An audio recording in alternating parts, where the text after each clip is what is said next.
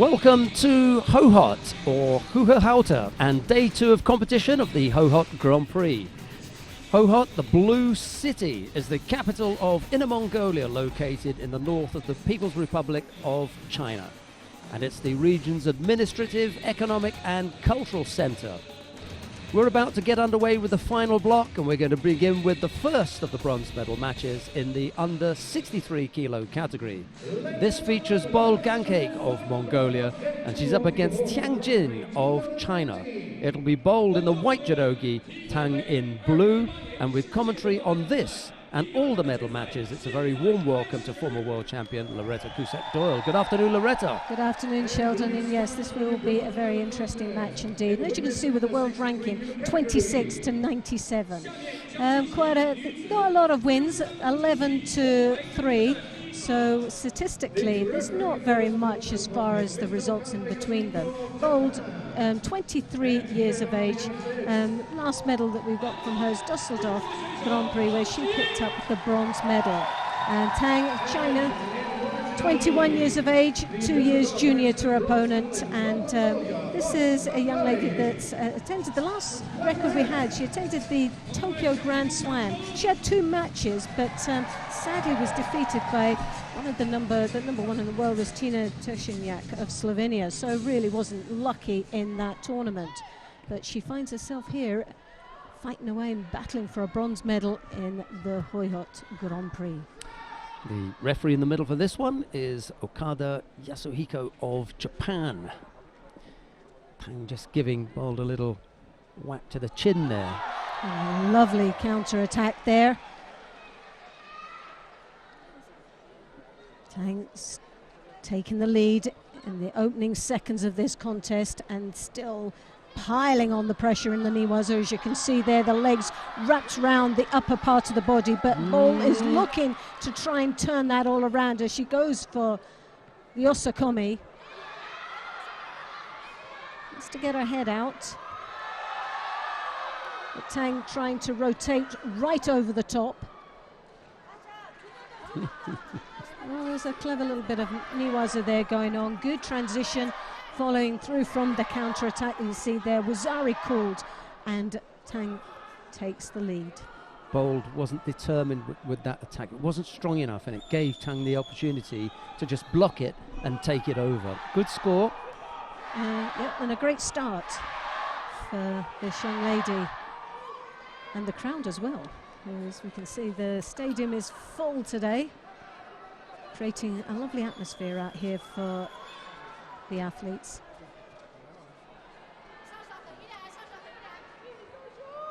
I haven't seen Tang before, the Chinese athlete at 63 kilos.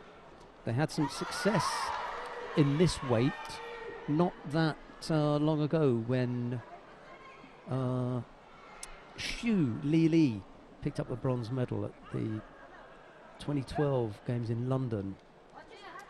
Since then, they've been hunting for a replacement. Yes, and this young lady has come on the scene since last year in the Tokyo Grand Slam. That's the first that managed to be able to get any information on her. She fought, had 2 matches, won and lost her second match.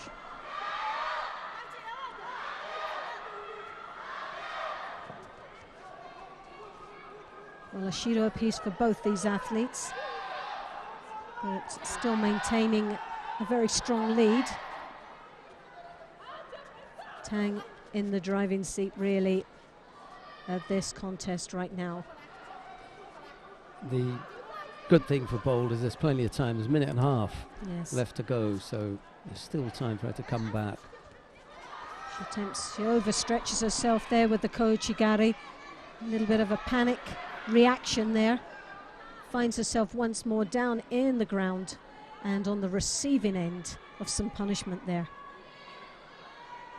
Well, it's the second time that Tang has had an opportunity to work on the ground. This one. Well, she looks very comfortable down there indeed. Yeah. So she's obviously very competent in what she's doing in the ground, which makes her a real overall threat for the Mongolian.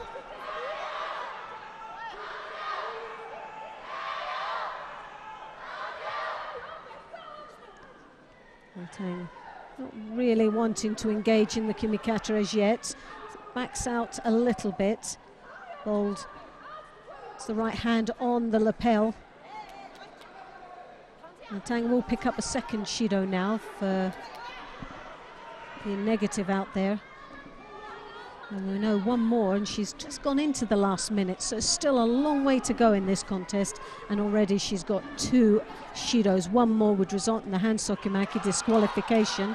Tang comes in with the hips, but she's really desperately trying to avoid the hip throw from Bold.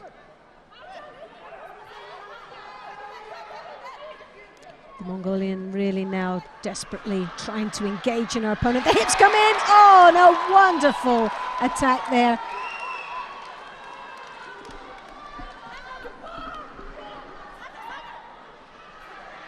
Well, just at the right time. We talk about that 40 seconds. Makes so much of a difference. A Rosari apiece. 14 seconds to go. She couldn't have timed that any better, but now she's desperately looking for the Osakomi. The foot's so close of coming out. Can she manage to finish this off? Well, time is against her right now.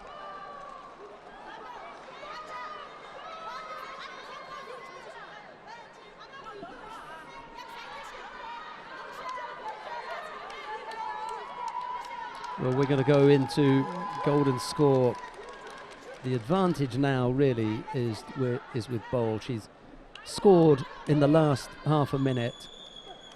The force is with her, and she's only picked up 1 penalty, whereas Tang has 2.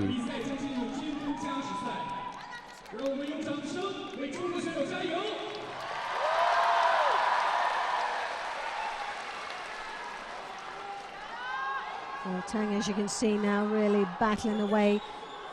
Throws that left hand onto the shoulder there, as you can see, drawing her opponent's shoulder in.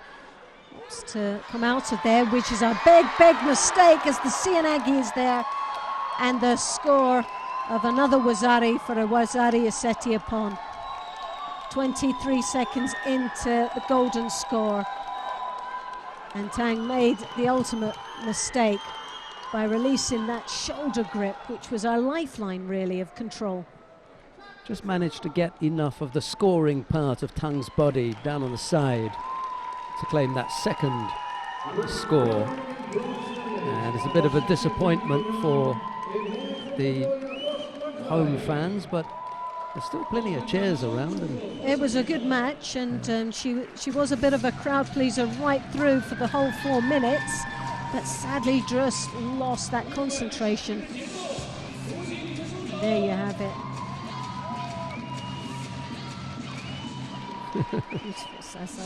That was rough, wasn't it? Lovely, lovely attack. Brutal. Watch the highlights of this bronze contest. Was there the rotation? The winning factor of that technique was the arm round the waist. She got the leverage from the hips. She drew her opponent right in tight to her, got the hips through, rotated the core strength that she had to then flatten her opponent down. And just missed out on the ippon there. Very, very close indeed. And there you have it, the last attack, which was that Seoinage driving off to the side, scoring a Wazari.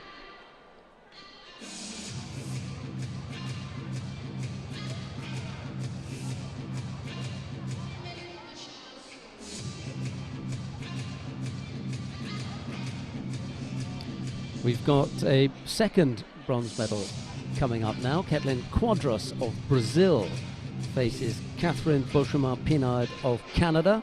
It'll be Quadros in the white judogi, Beauchemin-Pinard in blue. Well, here you have it, head to head, and Quadros in the driving seat with that has defeated her opponent, slightly more mature than her opponent, 30 to 23 years of age.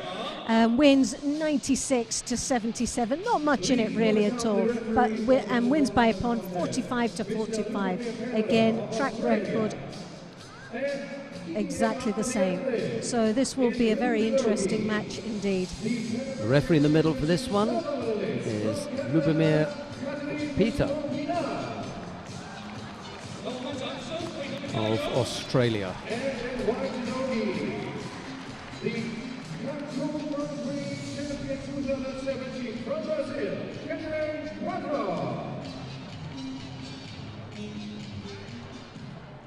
Well, Boschman Pinard, Pan American champion last year.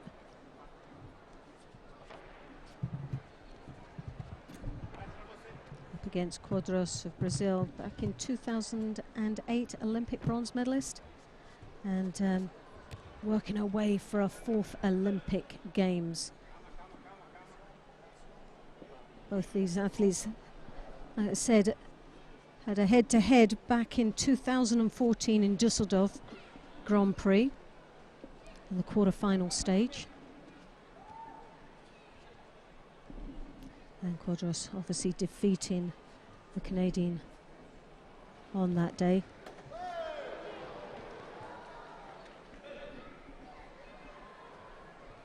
Oh, quite a strong start for both these athletes. Quadros wanted to execute a Yoko Sutemiwaza at the end of that and went on her back. She went on her back very, very quickly after Boschman Pinard had made her attack, and there were a few people in the crowd who thought that that was as a result of Boschman Pinard's attack, but it wasn't. No, there was a bit of a pause in between. You could see from our angle that had very little to do with that attack. I've hardly ever seen her smile, Quadros. No, I must admit, I was walking around the back of house in the warm-up area and through the break, I should say, knowing that she's in a bronze medal position in a contest, but very, very game-faced. Game-faced. Yeah. She was looking for it again, you know, that left arm around there. It's just the beginning of that Yoko Sutemiwaza, and I've seen her execute that this morning already. So she's sharp. Boschman Pinard's got to be careful. But the Brazilian's got to be careful she doesn't play too much of a waiting game on here, otherwise she could start to pick up the Shidos, and accumulating them changes the whole dynamics of this contest completely. You then become playing a bit of a chasing game, which then opens yourself up for a lot of problems. Boschman Pinard looking quite strong out there, and what's been quite impressive, the Canadian athletes that we've seen yesterday and today have been very strong and very successful, haven't they? They've got a good group of young ladies that are participating on the world circuit now, and they seem to be growing in strength. Yeah, Kalida Zupancic is out there as well today. Chance for the Shimiwaza. Oh, there it is. No, across the chin. Referee's called mate already. Suppose you've got to be that little bit closer in to see it, and when the referee calls mate, we just have to take their word for it. There's the penalty that Loretta was talking about. It's on the board against Quadros now, just taking a little bit of time. As far as the referee's concerned, just a little bit too long. Minute and a half left to go.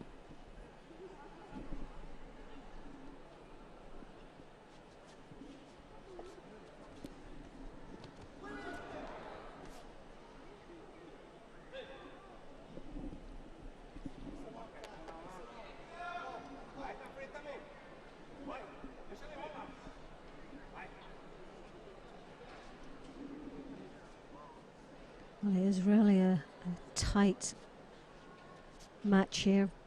Very little these athletes are given away. Bit there of a gutsy move, left herself just that slightly off balance. The Canadian has to be very careful against the very strong opponent from Brazil. Quadros, a lot of experience under that belt. Takes the right hand on the lapel. Quadros braces against that Tayatoshi. Follows down into the Niwaza, and Quadros there on the attack. Doesn't see very much opportunity in the Niwaza, nor does the referee. Mate call, but there's the second Shido for Quadros, as we said earlier on. The hit comes in though. She took her very quickly off after receiving the second Shido. Now pressure really on. 35 seconds remaining in this contest. Two Shidos And Ouchigari, yes! A lovely Ouchi's got to be a score. She landed off the Ouchi. It's got to be the Canadian score. Quadros tried to rescue it with the counter, but it was an effort to try and rescue. You can't use the landing to affect the Yes. counter, which is what Quadros was looking to do. Well, Quadros had already landed, and Yeah. that was the Wazari that was called. Now,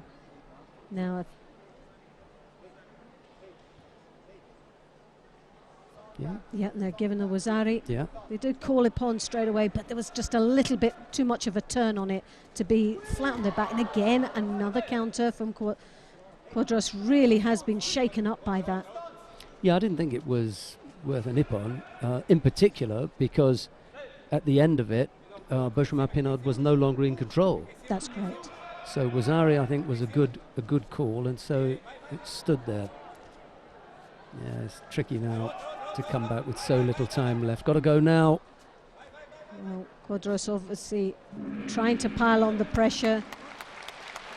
Loretta made a really good point during that contest.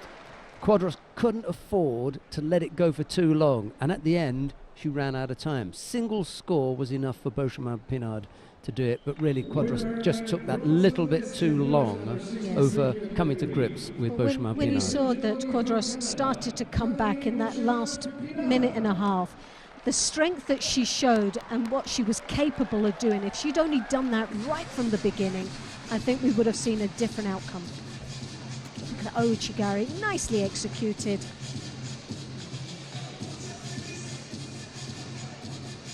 So she lands on a side for me. Yes. It's not everyone. But then you can look to see where the referee is. He's on the other side. He can't see the landing. And we can see her name, the country, the sponsor's name. When she goes on her back, you Yes. still see everything. You can't be flat on your back if That's those correct. things are still visible. So she went down on one and shoulder. you made a valuable point there when we're talking about what's a Wazari, what's an Ippon. Well, what she didn't have, which you pointed out very clearly, she lost control at that landing point. And what we want is the control from start to finish on an Ippon and square on the back. Yeah, by the time the landing was coming up, she was losing control. Right, we come now to the final of the under 63 kilo category. Gili Sharia of Israel faces Noichi Aimi of Japan.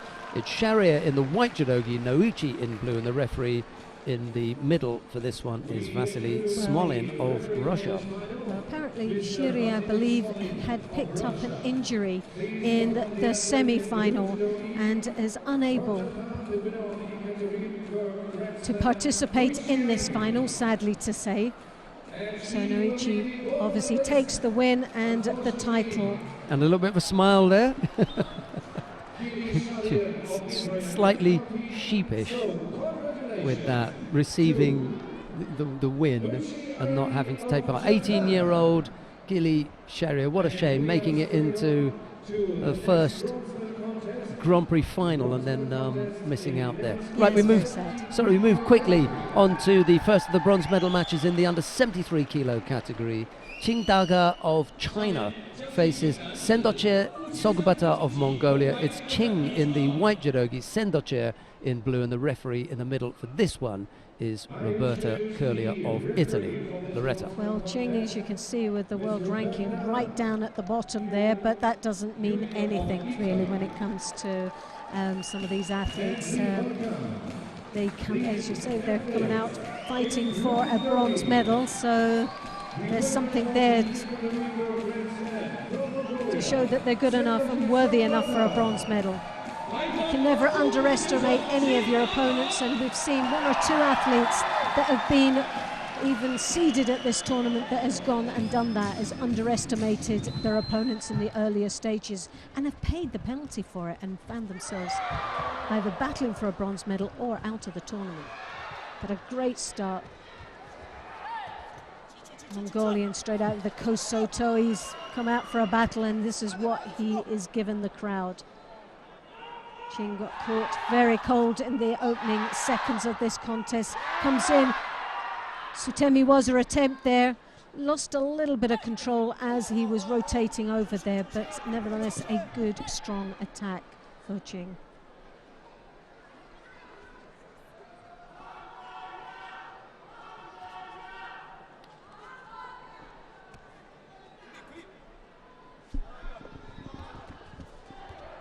Again, another Sutemiwaza.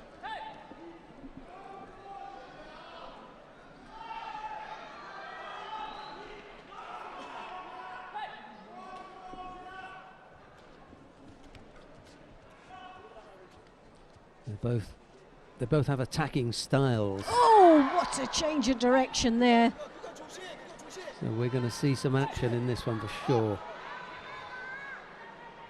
Sendoche has that little feint, little move to one side, then he looks to get the reaction from his opponent and then go around the back. Very nicely executed as well. He's caught him a couple of times there, just didn't have the finishing flair to it. He's sold but completely he there. sold him completely down the wrong road.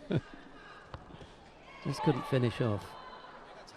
He's going to pick up a penalty for a false attack there. Yes.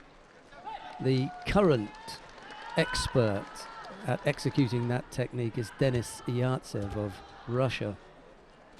He's buried a few people over the last few competitions. He knocked 2 of them out in Abu Dhabi. Oh yes, I remember. I remember. Absolute that. Yes, knockouts. it was. Yeah. I know we use that term quite loosely, well, but it was a knockout, they wasn't it? knocked him out. Yeah, he'd lost his head control. He went Yeah. over so fast he didn't anticipate Yeah. it, and what a cracker it was. Ching has picked up a single Shido Sendoche, penalty free at the moment. He looks to be the more comfortable of the two. Oh yes, the Sianagi there. Over he went, just caught him cold. He walked onto that. And it's the first time he's tried that. Just On the the control front, was yeah. just on the lapel. The arm wasn't in there for the Ippon Sianagi. There wasn't the double lapel with the Morote. It was just the one side lapel, hip and shoulder in place. Turned in very nicely. Just didn't have that nice finish at the end of it. Ching But- has, sorry, Let's only go.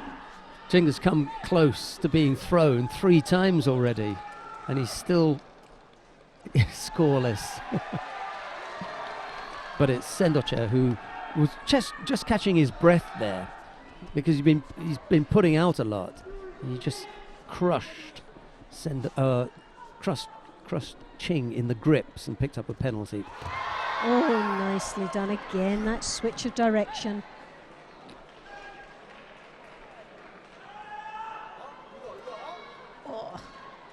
He's sold him on that 3 times. He just can't complete it. You'll have to practice with It He is arts just him a that few little times. bit finishing of it. Well, you know, the thing to do, having sold him 3 or 4 times on that, is to go through with the initial Taitoshi attack, Exactly. because he's going to expect him to be coming the other way. Yes. Sianagi once more. He continued the movement this time. Will he get the score? It looked as if it was continuous at this angle. There was the Sianagi. He continued. No, that was the yeah, stop. Yeah, Mm. it just comes back, doesn't he? Yes. It's a restart. Yeah. It's a reset. But that was in slow motion. But the first look at it, I think, yep, there's a score there. But you just see him gather himself again and start for a second push. 40-odd seconds left to go. Well, there's been a lot of action in this contest, and it's unbelievable that there isn't a score. Couldn't come up with the Ashiwaza. Oh!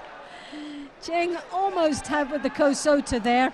Again, same as his opponent, that finishing touch just wasn't there to give him the score necessary to win this match. My fear is that the Mongolian has done so much work out there, and obviously has got to be tired for the amount of work he's put in, with very little to show for it.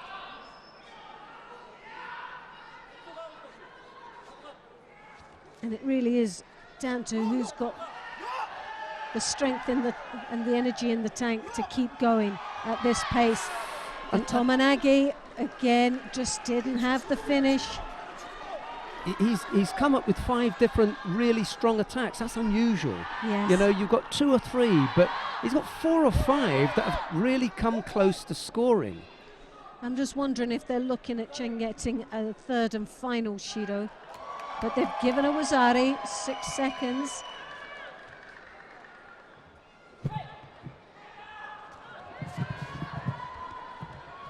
Well, it could only just have been, you know, Yes, a scoring it could have technique. been That's just- hard on Qingda, because he really, Qingda, beg your pardon, he gave everything, didn't he? He was so close. Man, he was close to be thrown 5 times. Exactly. I think the right athlete won this bronze medal at the end of the day. But like you say, it was a bit of a dubious score right at the end. But considering how close he was on numerous occasions throughout this contest, he well and deserves the bronze medal. And he undoubtedly was the more positive of the 2 fighters. I just told him that I don't think that was Wazari. Nor did I. He said, "I'm not the referee, mate." And points to his back to say, "That's my name, remember it." Well, very interesting, an exciting match for us all to watch, and the crowd wasn't it? actually quite happy with that. I wonder if this is going to be the score.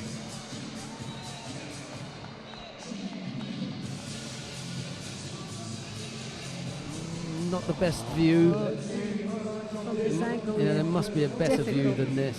Here it comes. This is No, and that isn't our No, best view no. either. I think maybe we've got one more angle.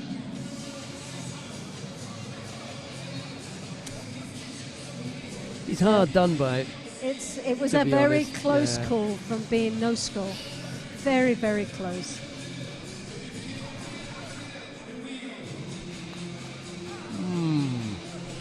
That last one That was the was best one, but yes, still for yeah. me, he was lucky. Yeah. Sendoche there, although he was by far the better Definitely, of the there's 2 no doubt fighters. about Okay, let's not take anything away from him. We come to the second of the bronze medal contests then, and this one features Musa Magushkov of Russia. He's up against Anthony Zing of Germany. It's Magushkov in the white judogi, Zing in blue, and the referee in the middle for this one is Veli-Matti Kaninkanta of Finland. There's Loretta.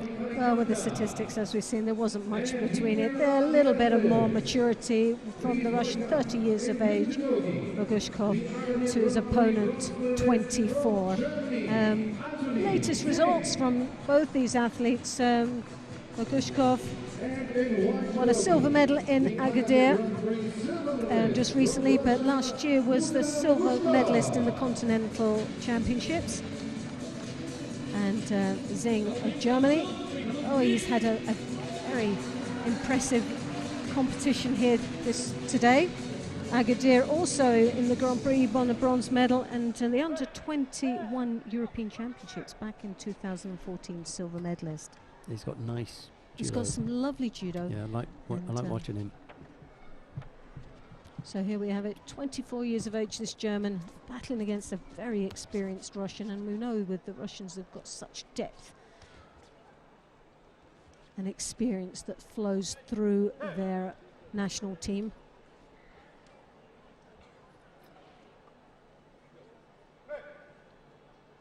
Magushkov penalised for just pushing that sleeve down and not doing anything with it.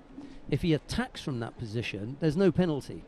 There are all sorts of grips that you can take that appear negative, but if you make a positive action, you don't get penalised. It's taking hold of a grip and doing nothing with it. That's where the penalty comes in, and that's why Magushkov was penalised.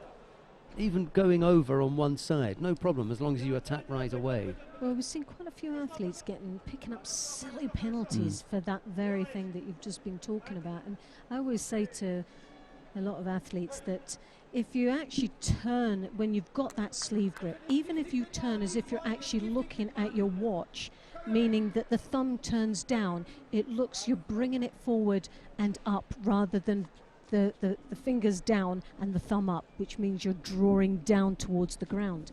And it's always easier to, and that's what I think a referee will look, is the angle of that hand. Does the fingers point down and the thumb up, or does it turn that the thumb points down, which means that you're trying to pull and brace up rather than being negative with it. Hope you've all got that explanation. I like it when you've got an expert sitting next to you who can give you those little bits of insight into that. And we're very lucky in our team to have Loretta Cusack-Doyle and from time to time Neil Adams, and they're both experienced in those areas, so thanks for that. It's a little bit late for me though, I'm afraid. No score. We're halfway through. Magushkov has picked up the single sheet. There's a lot of battling going on here, and it's sizing each other up really. Zing there with the Ouchigari attempt, the Kouchigari comeback from Magushkov. Nicely done. Rocks his opponent down, unbalances him, stumbling to the ground, but didn't get the score. We've just under 2 minutes remaining in this contest. Richard Troutman there was the coach for the German team. He's been on the circuit for a long, long time, a former international player himself. Actually quite a very strong athlete in his time.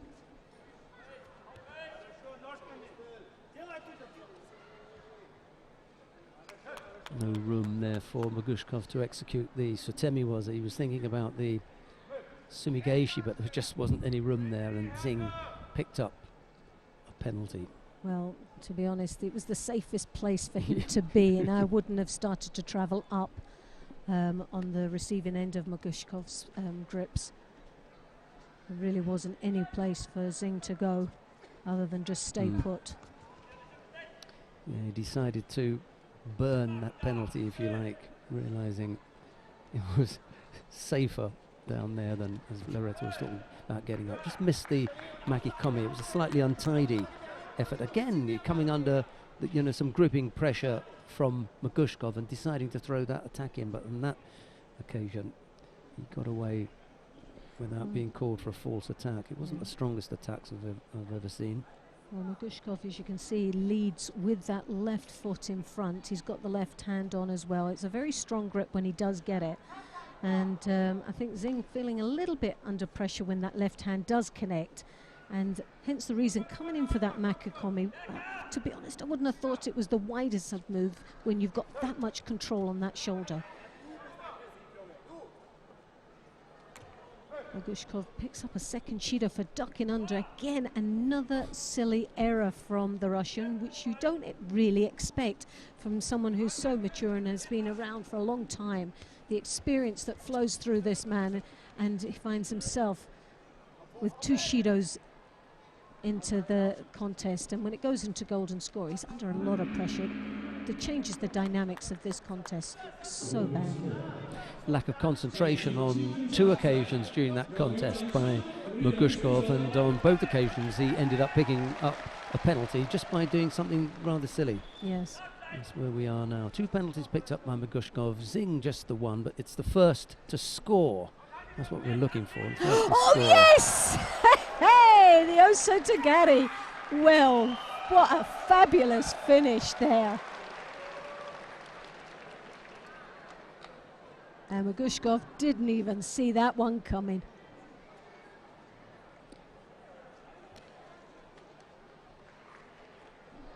Again, you just get the feeling that when Magushkov got thrown there, that he was flat on his feet. You know, you're normally doing some kind of movement and you're slightly more up on your toes and everything, but he just looked as though he was, a little bit flat on his feet. He just wasn't prepared for that. He just didn't sense that one coming. In fact, did any of us sense that one coming? It was so quick. It was straight off into the golden score, and he just took it at the right time. He just hit him just perfectly. Just look at Magushkov's prepared position, if I can call it that, when Zing enters for this. For me, he doesn't look prepared. He doesn't look as though he's prepared for that. That was a little bit, we just caught the end of it there. He's looking at his feet. He's looking at Zing's feet. Well, what he did there, which was quite clever, he did a double stab at that with his feet. He shuffled his feet and then attacked with the Oso Tagari. As you can see, he attacked with one foot and then shuffled it back and hit with the Oso Tagari. So he was looking at doing the Kosota, which is a different angle to brace off than doing the Oso Tagari. So he did a double whammy on it. And he's absolute. And the reason that he's not prepared for it was because he doesn't expect it from that position. This Osoto's not coming from where Zing started it, but he does that little double step. It was a little double shuffle on the feet. It's terrific, actually. Nice bit of footwork. Very nimble. Good one. That's why he was flat-footed. That's it. We come now to the final of the under 73 kilo category. Hashimoto Soichi of Japan faces An Chang-rim of the Republic of Korea. It's Hashimoto in the white judogi, An in blue, and the referee in the middle for this one is Nedim Bayat of Turkey. Here's Loretta. Well, as you can see, these are two very, very strong competitors. Seeded number 1 in the world, Hashimoto, and number 8 in the world. There's nothing much between these two gentlemen, other than a few results, as we can see with Hashimoto, 26 years of age, world champion, all Japan champion, world masters champion, and definitely an athlete that's very much at home on the number 1 spot of a podium. He's up against and 24 years of age, 2 years junior to his opponent, world bronze medalist last year, and this year took a silver medal in Antalya, and also in the Paris Grand Slam a bronze medal. So once more, very familiar grounds for both these athletes, and the battle will commence.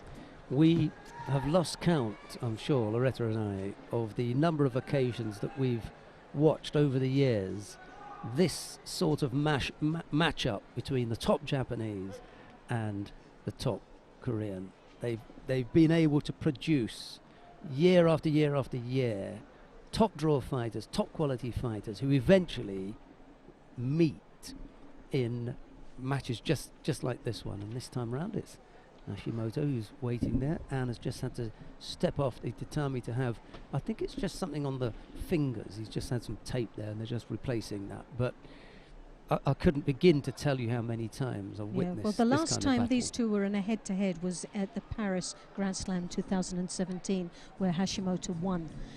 So obviously that will be a nice sort of feeling going into this final. But for An, it's like, well, let's get this one back, because he's definitely a competitor that can bring a match to this phenomenal athlete, Hashimoto. Yeah, he's out of favour with his national federation at the moment.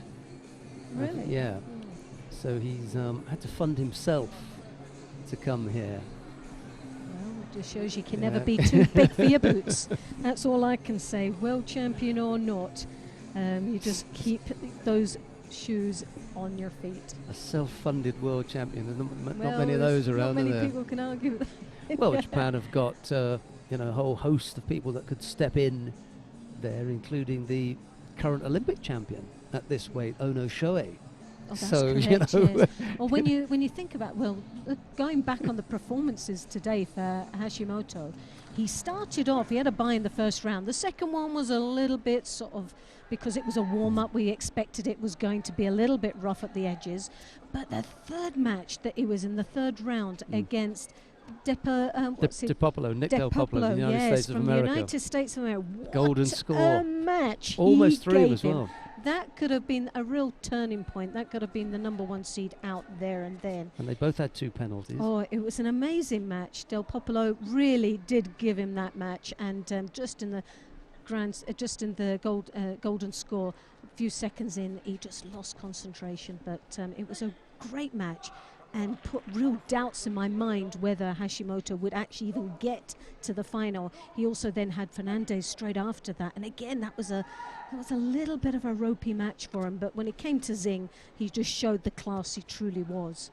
It all depends, can he continue with that class act and take this gold medal?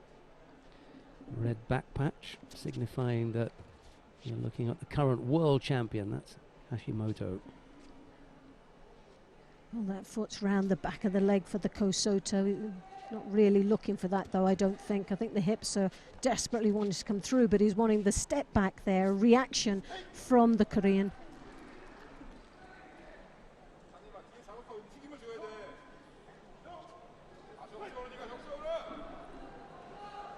Well, both have picked up 2 Shidos now. Either one of them could lose this match just by another penalty being awarded. And that would be an absolute shame in this gold medal contest. Sutemi was her attempt there. Sadly, it didn't pay off. Got a bit of a reaction, though, from the crowd.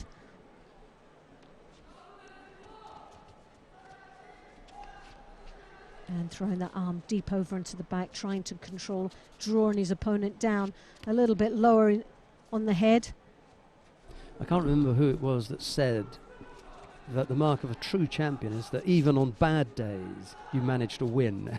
Yes, and I would agree with that, definitely would agree with that. And this, for me, is a bad day at the office for Hashimoto, because he's struggled in every contest. Yes, I and would totally agree. I don't just mean struggling to find a score. He's been untidy in some of the judo as well. And if you look at the number of Shidos that he's picked up, you know, it has not been his best day. And yet here he is in the gold medal match. Is this not his first outing on the world circuit this year? For a while, yeah. Since Tokyo. I think he's been off for 5 months, yeah, about 5 months. Maybe this is his first major tournament back. In which case, I'm probably being a little bit harsh. But no, you're right in saying my fear is, though, that someone of such a class act is up against another class act, and you cannot write this man off. He's number 8 in the world ranking. It's got to say something. He's 3rd in the world, and he's been on the circuit this year already and picked up a few medals along the way. So he is on form, and he has had a defeat, but it was back in 2014 where Anne had beat Hashimoto. That's one apiece. But the current win obviously was Hashimoto's win in Paris. So just coming up to half a minute remaining in this contest. 2 Shidos apiece. Any mistakes now and it would cost the gold medal for either one of these competitors.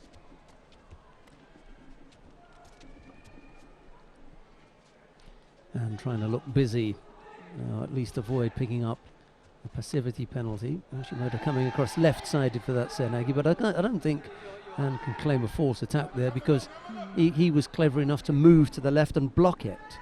Well, Anne really, she has to stay focused on the job in hand and not try and get the referee to make a decision for him. He should try and come out and win this contest. He's very much capable of doing that. But those sort of signs, signals to a referee, is only going to give percentages to his competitor to think, well, he really doesn't feel like he's got it in him to win it himself. He needs the referee to make that decision.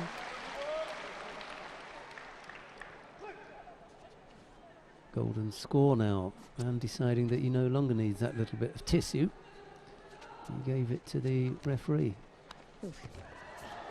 All sorts of jobs the referee has. Well, that wasn't definitely a nice one to have, but again, and throws that left hand over the top, drawing over on the back, the shoulder in, trying to get that curl on his opponent.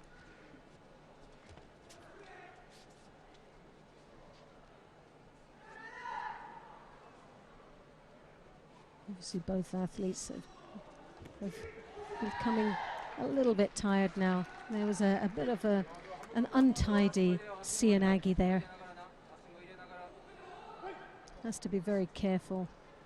Both of them, when they're entering into an attack, they have to be very strong and positive, regardless if they score or not. Again, the Cianagi had a bit of a movement in. It was very convincing, just wasn't strong enough for a witness. Sutemi was her attempt there, Sumigeshi.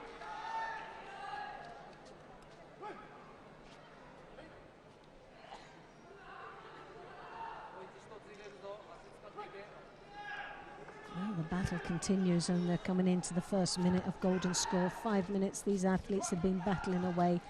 The Cianagi was there, so close, he got the lift. He just didn't get the finish.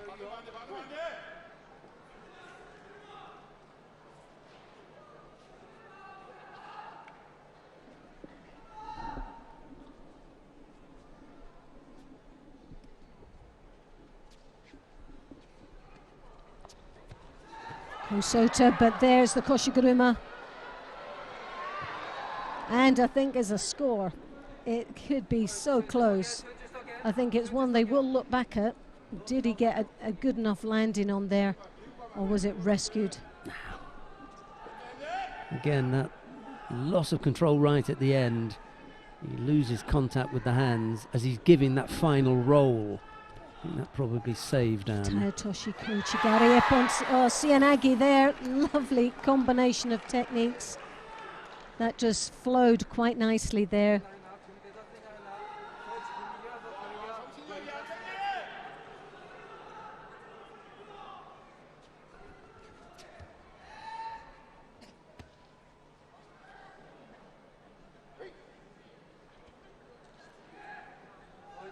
Well, it's made a very interesting contest indeed.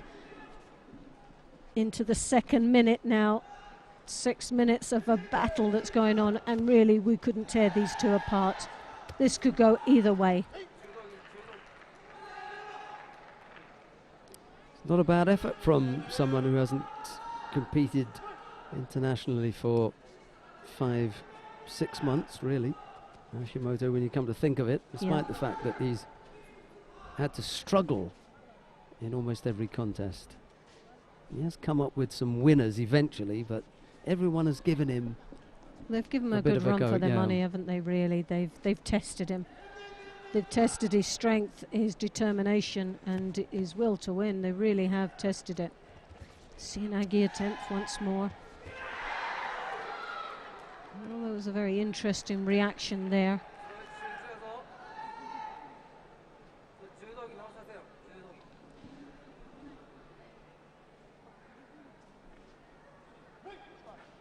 Well, the one thing you really don't want is to see this one going on a third and final Shido. Both of them have really put a lot of work in there, and sadly they're just so evenly matched. It's two very strong athletes matched up in this final. It's just about a mistake here that's going to be made, whether it means a throw or a penalty. I'd rather see it going with a throw. Both definitely capable of throwing and throwing big. One we haven't really seen in this contest is much Niwaza. Neither one of them have really sort of attempted any groundwork at all.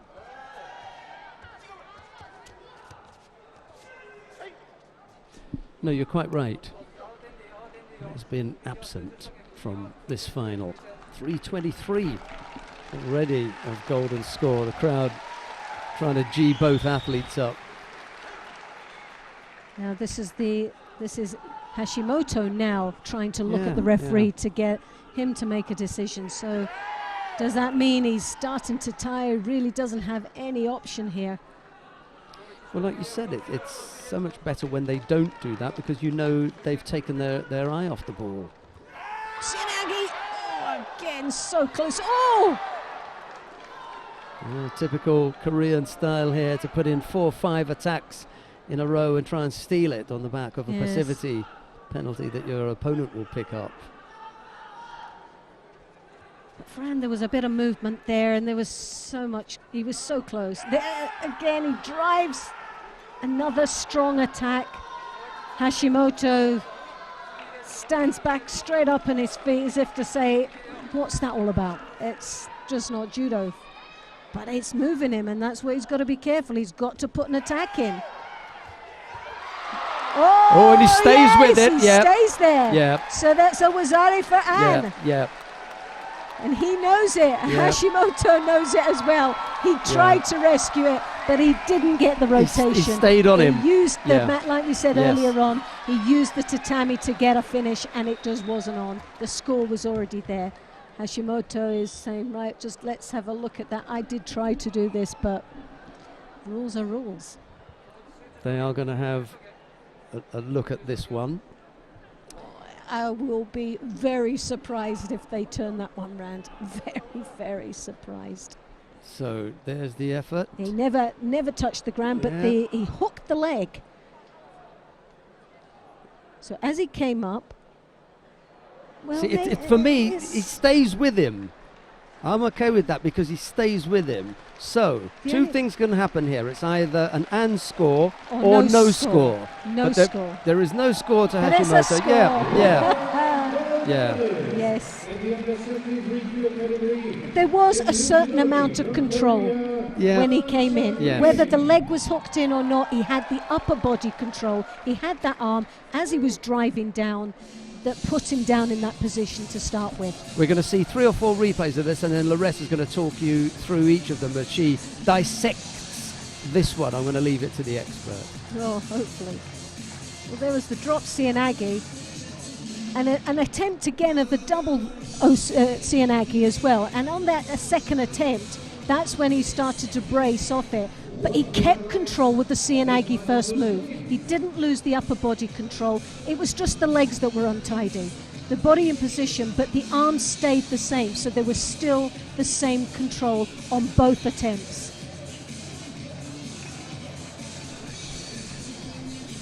He didn't dramatize it enough with the head movement, but when you look at the arms, he hooked in with the Ippon Cianagi, he braced it in, he dropped with the first, he got the reaction, and he kept that positioning for that Cianagi. It was the reaction of Hashimoto that made it look untidy. The gold medal goes to An Chang Rim, and we will now have the awarding ceremony for the women in the under 63 kilo category. Let's see who we've got lined up down at the far end.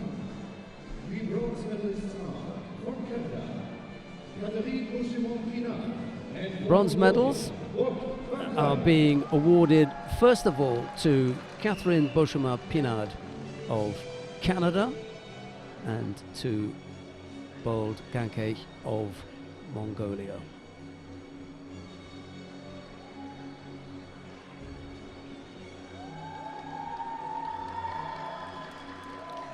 The silver medal goes to Gili Sharir of Israel, who's had to limp out there. In fact, she was helped out, so she's definitely picked up a bad foot injury.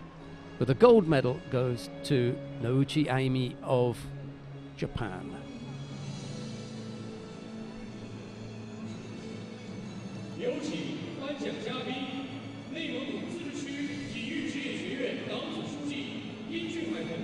Flowers and the checks are just about to be handed out.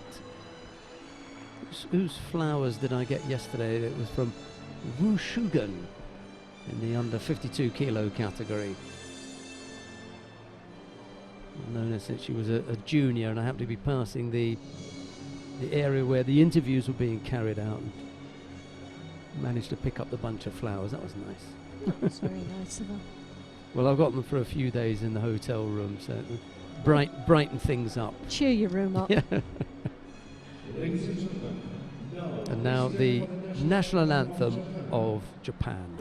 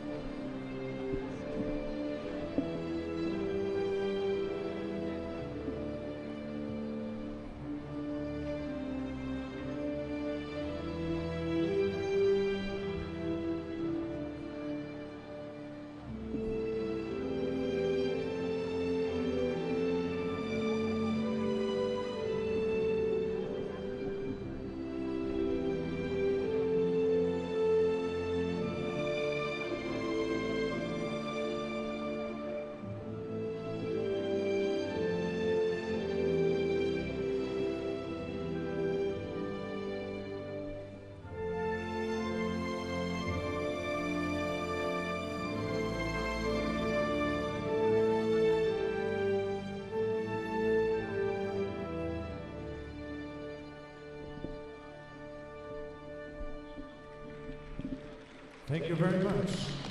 So Japan add another gold medal to their medal tally. Mind you, Hashimoto could have beefed it up a bit, but he went tumbling to An Chang Rim in that final that we just saw. Well, there are the winning quartet. The bronze medals went to Beauchemin-Pinard and Bold. Sharia took the silver, and it was Nouchi who came out on top with a gold medal. Poor old Dilit Sharia with the right foot strapped up. Looks swollen as well. So you're going to have to limp off. Well, we wish her a speedy recovery. We come now to the first of the bronze medals in the under 70 kilo category. Current world champion Arai Shizuru of Japan faces Maria Portela of Brazil. It's Arai in the white judogi, Portela in blue, and the referee in the middle for this one is Sławomir Kownacki of Poland. Here's Loretta. Well, as you can say, when somebody stumbled down, this was one of maybe Japanese's favourite for a gold medal. Arai, and sadly was defeated against Gemma Howell in the opening rounds, where she picked up a Hansokamaki, which was a major surprise for all of us in her performance. Arai, world champion, as you see, and number 1 in the world, but Portela again number 2. A strong competitor. I know this is going to sound funny, but I know her really well, Arai, and I saw her in the corridor, and I said, what were you doing? Why did you fall in to fighting the way that Gemma Howell wanted you to fight? You actually went down the route that she wanted. She said, I know, I lost concentration and whatever. So, well, Gemma fought an absolute blinder in that. Did the right thing. She really did give her that match, and well-deserved win. There was no doubt about it. Absolutely. And that was a great result for Gemma Howell that we'll see a little bit later on, where she battles away for a bronze medal herself. But here we have the first of the under 70 kilo bronze medals. The number, well, when you think number 1 and number 2 in the world battling away here for a bronze medal. It's you wouldn't have predicted that right at the beginning of the day, would you? No, Arai has been solid, and mind you, it's just one slip, and it's a slip against a very difficult competitor as well. She lost out to Gemma Howell, so it may come as a surprise to people who probably don't know Gemma that well or don't know Gemma's background, but she is capable. Oh, she's a gutsy fighter, there's no doubt about it. And she's someone that's moved up. She's only just started to come to light. She's starting to flourish, and she's picking up 1 or 2 medals on the Grand Prix circuit, and is starting to ooze more and more confidence actually there. And that's what it was. There was a lot more confidence riding on her, that she just felt, well, do you know what, I'm as good as anyone. And Arai, I think, underestimated that young lady. Well, she won't the next time she meets her. No, I think that was what came out in my conversation with her as well. I said, if you make a mistake, maybe this is the place to make it. You don't want to make it in a really big championships, the World Championships or Olympic Games. It's just as well you've made that mistake now, but you have to learn from it.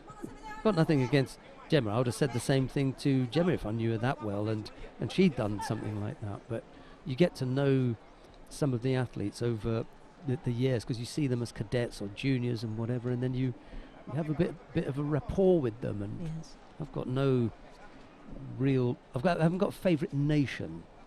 I say it to the players as opposed to the the flag that they're I think displaying. You definitely have an appreciation of the technical expertise that they deliver in a contest, and as a spectator, this is where you always appreciate is the judo that's delivered, and you're always wanting that judo player to come through.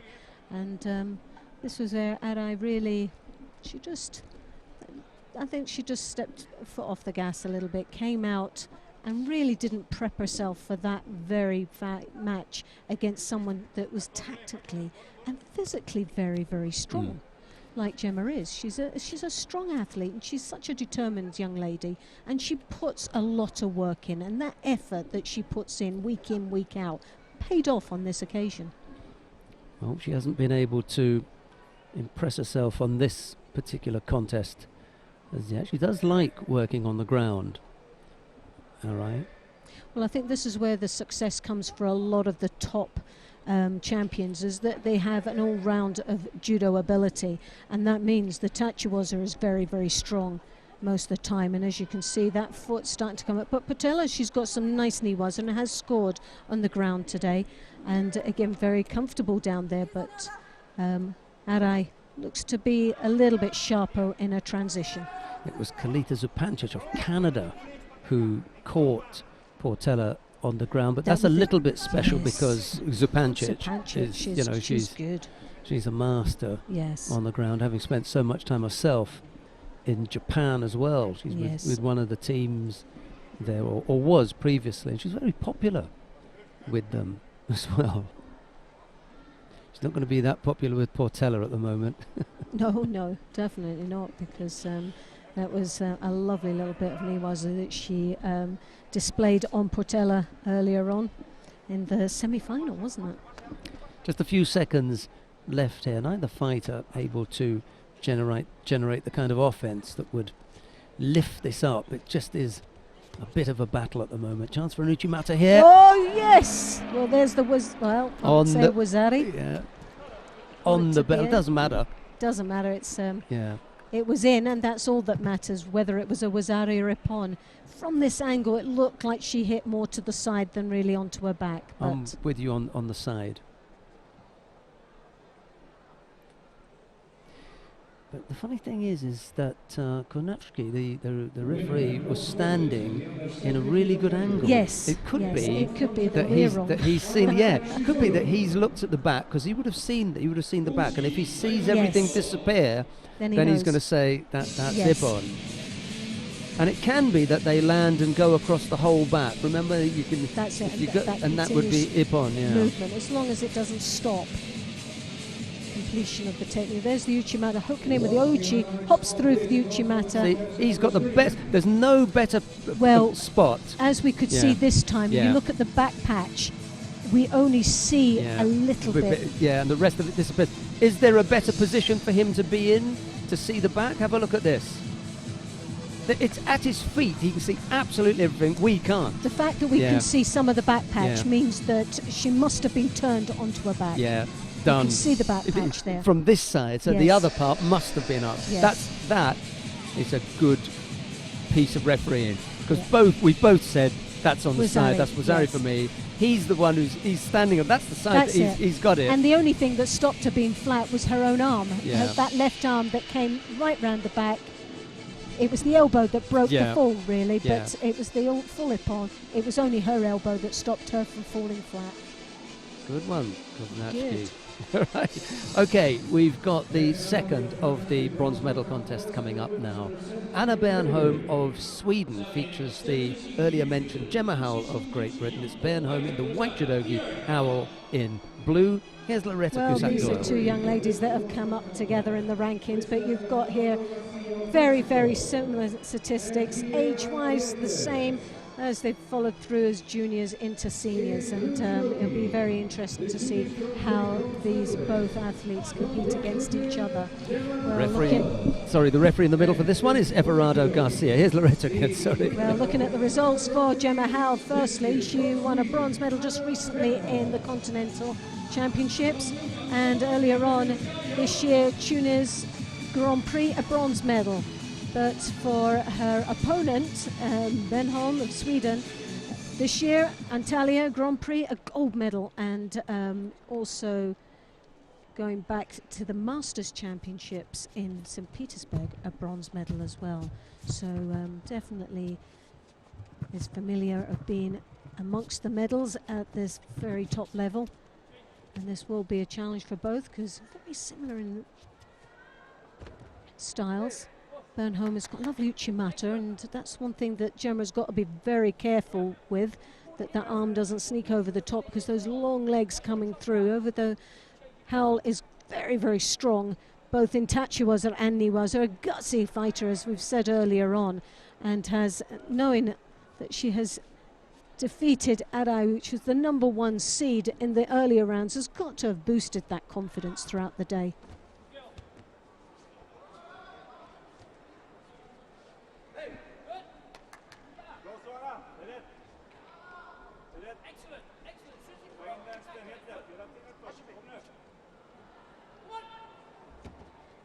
Well, circling motion is sort of, as you can see, Bernholm of Sweden slightly taller than her opponent. Doesn't always mean that she's got the advantage, but it does look she's very positive and upright and in control a lot of the time when it comes to the kumikata. Howell attempts a forward attack there of Asodi, but the arms dropped, making it a little bit untidy there. But it's always very effective for drawing an opponent down into the ground, and with her Niwaza transition, she can work quite nicely in the Niwaza if she gets the opportunity. Bernholm, as you can see, with that left hand high on the collar, trying to draw the elbow on the inside of her opponent's right arm. Howell takes the sleeve to avoid the head being pulled down.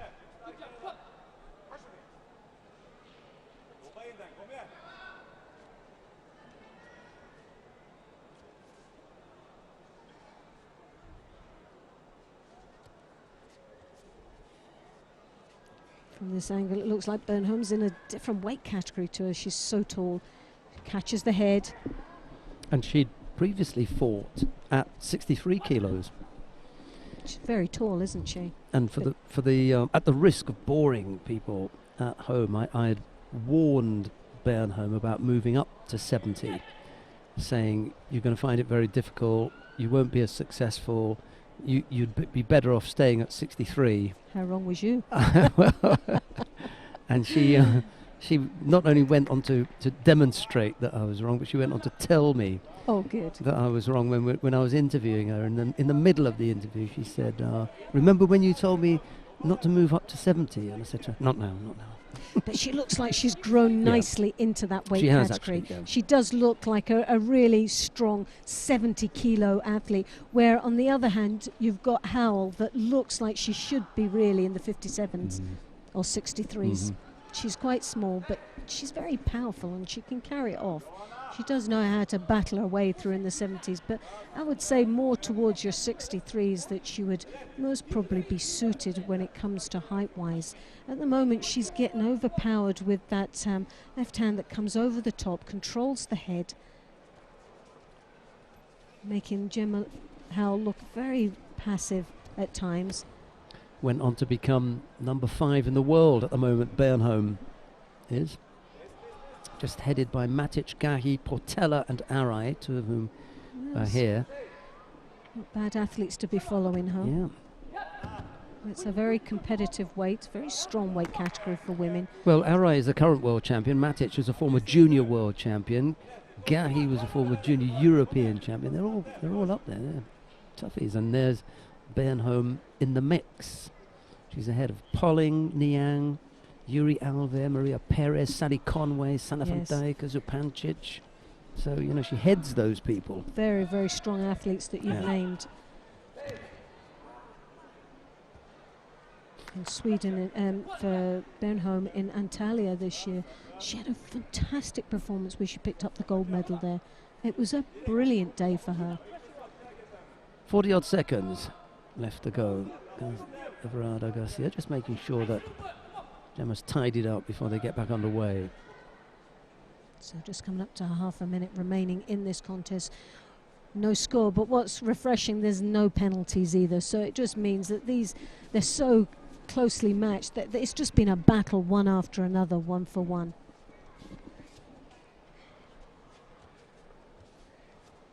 Gemma's mum is a big judo fan. She must be watching at home now. Oh, definitely. She'd be on the edge of her seat shouting at the telly. Last few seconds then. This really could go anyway, couldn't it? Oh, gosh.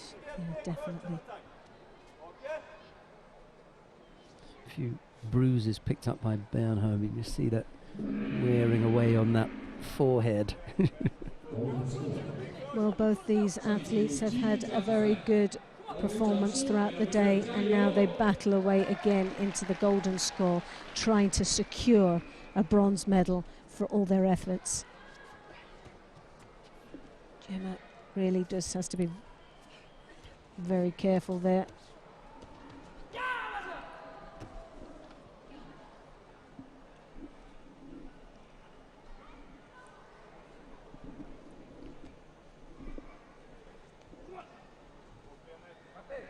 Well, Anna, as you can see, hanging on to those legs for dear life. And Gemma normally is very comfortable in the ground, didn't really get much of an opportunity there. Was that leg caught up, and obviously the referee felt there was very little option. other than to call the mate.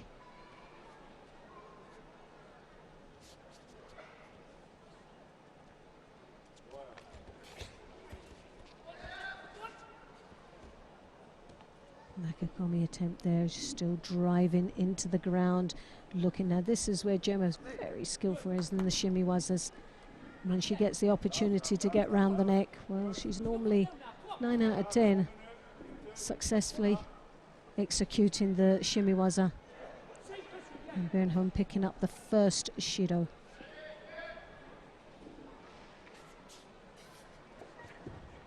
Oh, well, how wrapped up that arm. So on the attempt of the Sutemi waza, was able to control the movement of Bernholm there as she went in for the Sumigeish. A lost opportunity though there for Hal into securing the Osakomi. You could see what Bernholm had in mind, but the body couldn't carry it out. Well, Yeah, he's going to give that. Yeah, she had the arm wrapped, the Makikomi, and Bernholm was trying to take the lift. Tried to get that Uranagi effect, but really didn't get any lift and just rotated round onto the Makikomi. So a great win there for Gemma Howe of Great Britain, who takes the bronze medal here in Hohhot Grand Prix.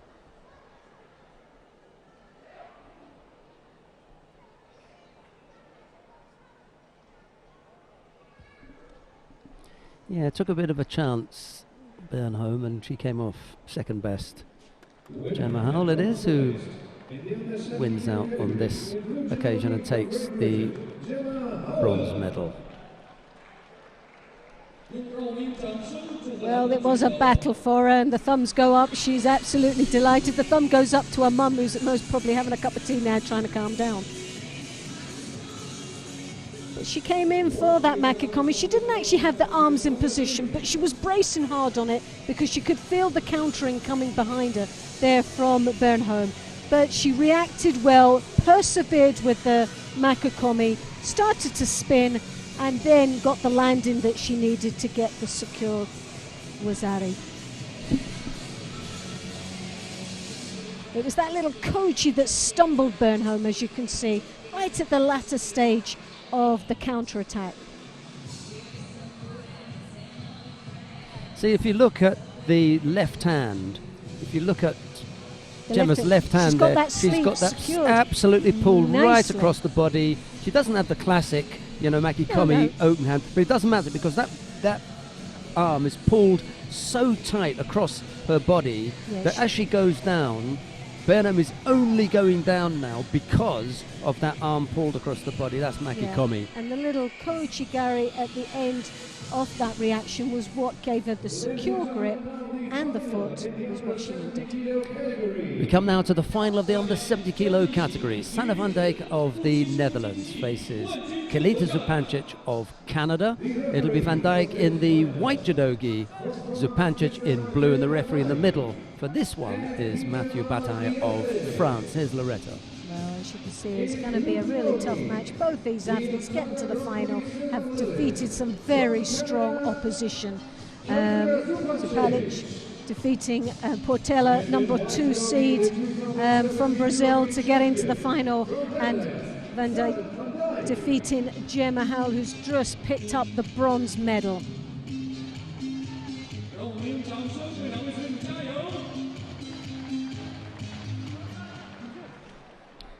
Well, if this goes to form, then we're going to see a lot of aggressive work from Sanne van Dijk, and it'll be Zupancic trying to take over on the ground because that's where she's got particular she's been expertise. Phenomenal down in the ground. That is the danger for the Dutch athlete, is that she is loose in the niwaza. She's got to be very careful in what she does there because this Canadian is very skillful in the ground.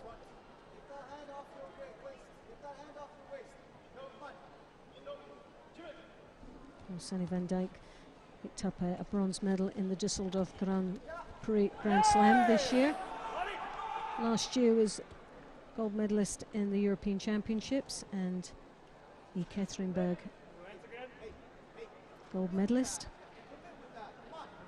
Let's get Nice counter yeah, there. she gets the feet tied up, doesn't she, Zupancic? And as you say, Van Dijk is able to take control of that. She's a very powerful young lady, isn't she? And she really did keep the control.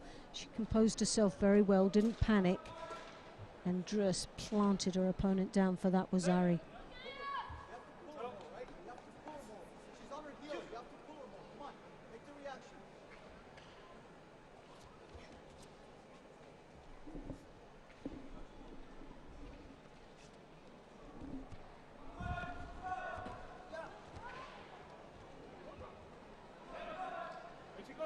Panic, silver medalist in the Antalya Grand Prix this year. Great performance there.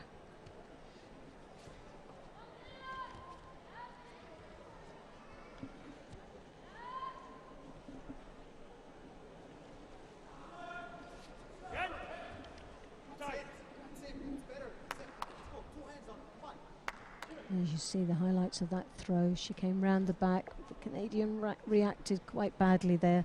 Zupancic really reacted under pressure, which cost her Wazari, and now she really has to battle her way through. The only good thing is that it was earlier in the contest, and she's still got 2 minutes to battle her way back in to this gold medal contest.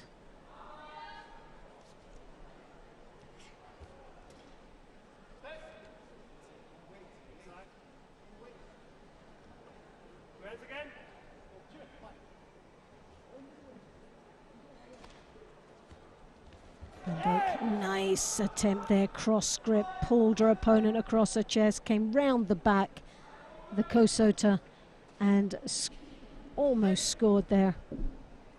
Nice little bit of judo there.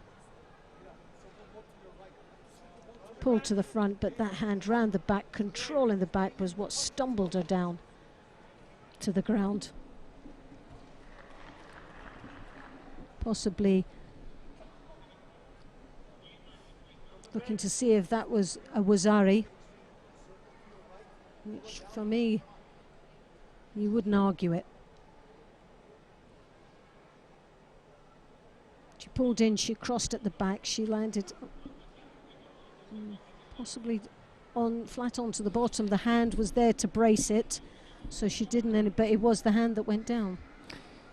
What they've tried to do is to stop fighters using their elbows to block techniques. On that occasion, I think the arm was straight and it was just the hand. Yes. So she got away with that one. But if you go on your elbows, you get given well, a it score just against means that your weight is going to your back. When you can put a hand down, you can be sitting on your bottom and put your hand down. So there's really not much bracing towards the back. Or even any signal to say that you're going onto your back by placing your hand down. Minute left to go. Zupancic could still come back into this. Time's ticking away, and she just had a quick look at the clock there as well. Oh, just under a minute there, and she finds herself in a bit of a predicament there on the receiving end of some Niwaza, which means the valuable seconds are ticking away. And you can't afford to lose out on any seconds here. She's got to get a score back, whether she finishes it off in Niwaza, where she's got to be very competent down there to be able to do so. And we haven't actually seen that as yet, even though through previous contests, she's been very, very strong in the ground. We've just not seen that flair in this final. She comes round the back again. Zanny Van Dijk there just waiting, playing a bit of a waiting game, braces around the back. Can sense that she's coming forward, reacts quite well, drops to her knees.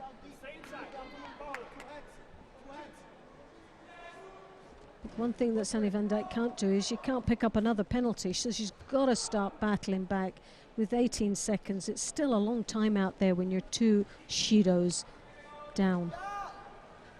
Well, that's a very poor attempt there with the Ochigari.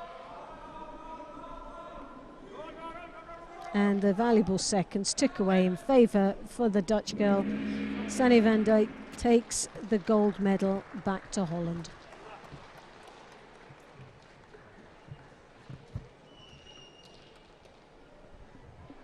Well, a single slip by Kalita Zupancic gave up that one score, and then she wasn't able to pull it back a couple of occasions when she gave up some time on the ground to Van Dijk, when really she needed to be a little bit sharper. Just didn't happen for Zupancic on this occasion. Sanne van Dijk of the Netherlands is the gold medal winner in the under 70 kilo category. We'll take a look at some highlights and then we'll be back with the awarding ceremony for the men in the under 73 kilo category. Well, as you can see there, she threw that arm high up onto the collar. She tried to hook in with the Ouchigari at the same time, but lost her footing, didn't actually connect with the Ouchigari, which meant that effort slipped past and she found she fell onto her back, really, walked straight into that counter. She misses with her own effort, doesn't she? And then she's exposed. Yeah, that technique, that score was accelerated from that leg totally missing the Ouchigari. And now, the awarding ceremony of men's under 73 kilo category. The medals will be presented by the president of the Chinese Judo Association, Ms. Jiang Guohai. There's the president of the Chinese Judo Association and double Olympic champion, Xiang Dongmei.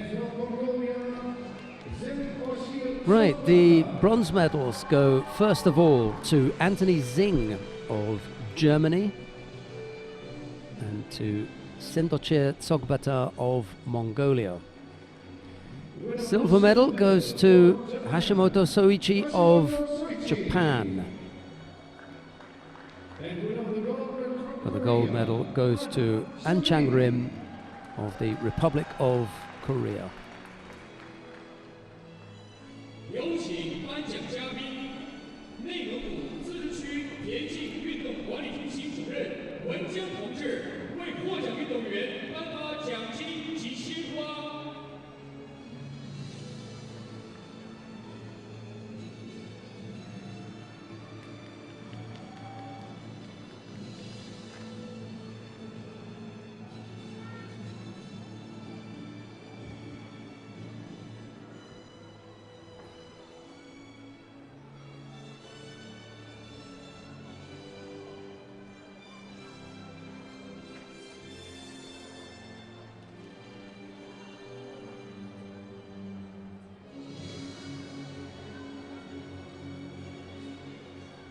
Ladies and gentlemen, now please stand for the national anthem of the Republic of Korea. And now the national anthem of the Republic of Korea.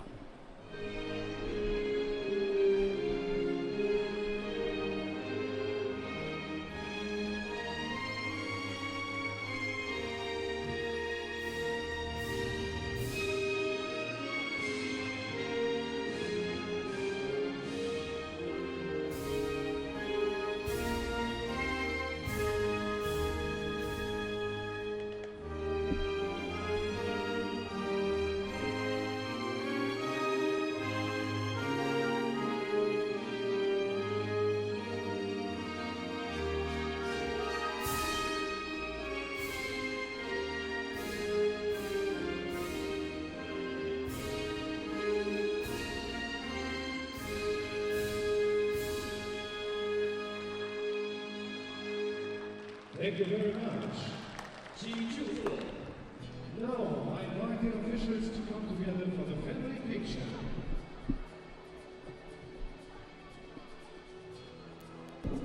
Xing and Sendoche were the bronze medalists. Hashimoto took the silver, but it was Anne who took the gold medal. Right, we've got one more weight category to bring you. It's the under 81 kilo category, and the first of the bronze medal matches there features Matthias Kass of Belgium He'll be up against Lee Sung-soo of the Republic of Korea. It's Cass in the white judogi, Lee in blue. Here's Larissa again.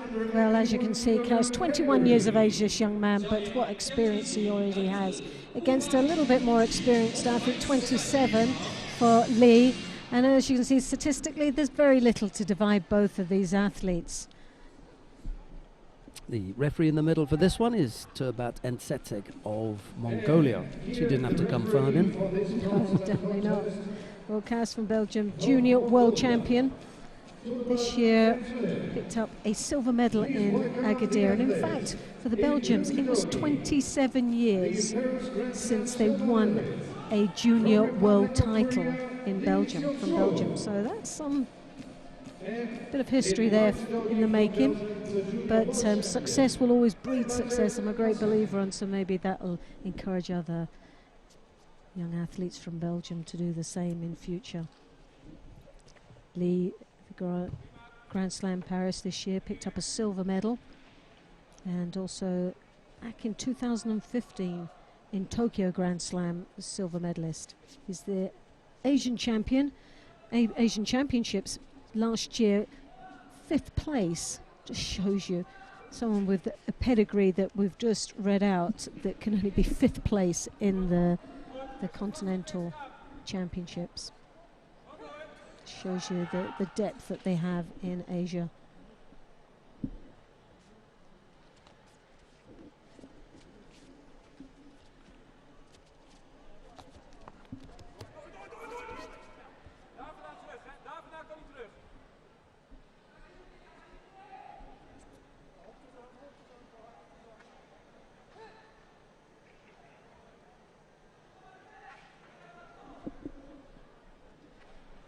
First minute out of the way, no score as yet, just that single Shido picked up by Lee. Well, both looking a little bit apprehensive, their engagement. Well, Sutemi was her attempt with the Tomonagi. The foot slipped for Cass and it really could have been all over and done with for him there. Lee didn't react quick enough as he went down into the Niwaza, but there was a wonderful opportunity there for the Korean to capitalize on that. Sadly failed to do so. He taking the first grip. You can see his left hand on his opponent's right lapel. Follows once more. Cass goes down into the ground and Lee attempts to go down there, but obviously very little opportunity to be had in the Niwaza.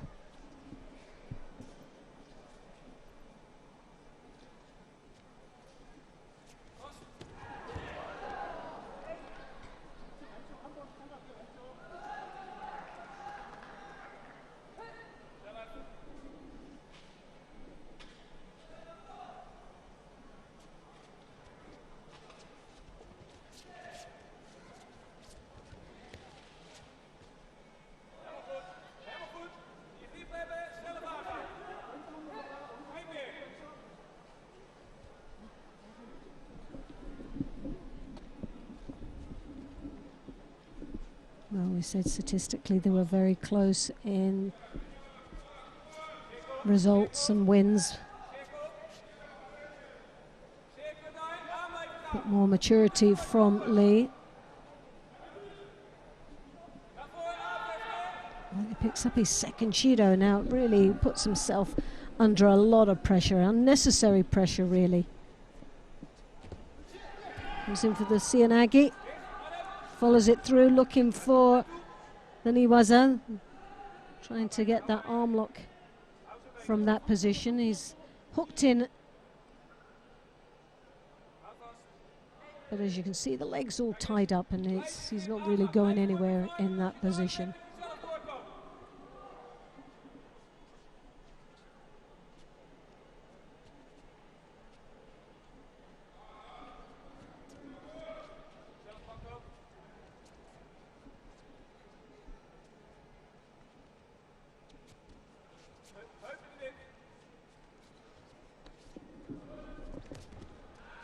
Minute left to go, sorry. Yeah, he's just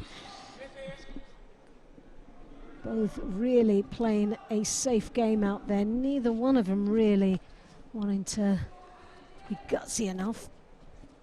Sometimes you've got to be brave out there. Sutemi was her attempt But again, he did enough to play safe as he went down into ground. Lee with 2 shidos, 1 more would result in the hand sokimaki. He's got 30 seconds. Lee with the drop seoinage there once more.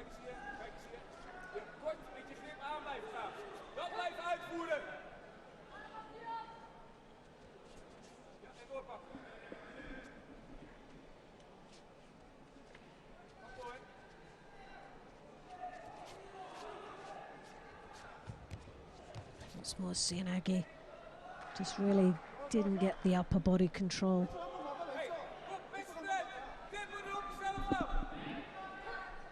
And now the shido goes to Cass.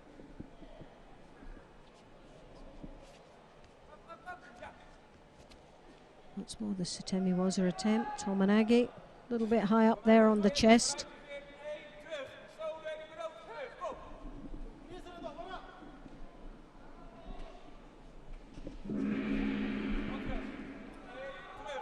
So we're now into the golden score, and it's just been a battle of the shidos.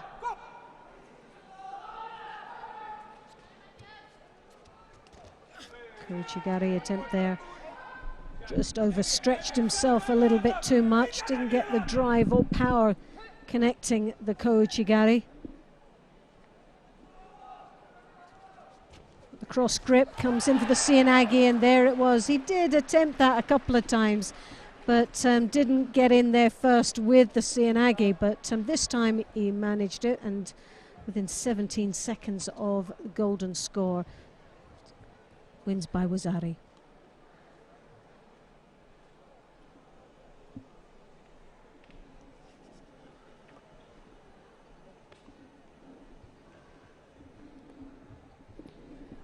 Lee Sung-soo kept persevering with that seoinage attempt, and eventually caught Matthias Cass. I think he caught him just because, you know, the power to resist those attacks had been drained from him a little bit. And again, it was early on in the golden score period, and, you know, 17 seconds.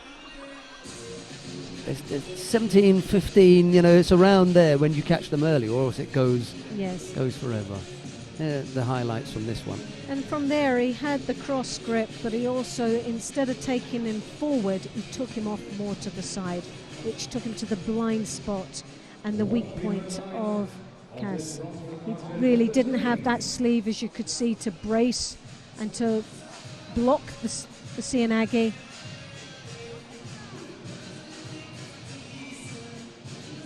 And the anguish on Cass's face just tells the whole story.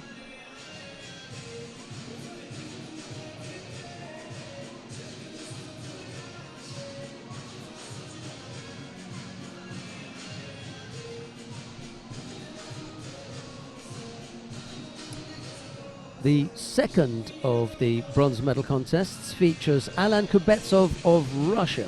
He'll be up against Henri Egotidze of Portugal. It'll be Kubetsov in the white judogi, Egotidze in blue, and the referee in the middle for this one is Vladimir Nutsubidze of Georgia. Here's Loretta. Well, as you see, Kubetsov in the world ranking number 5 to his opponent, could say 13th. Again, the statistics are saying very, very similar in stats for each other, and this will be a very interesting match to watch. Both have had great performances and a great journey to this bronze medal match. European champion from Russia, Alan Kubetsov. And Kubetsov, back in 2017, European champion, along with Masters in St. Petersburg bronze medal.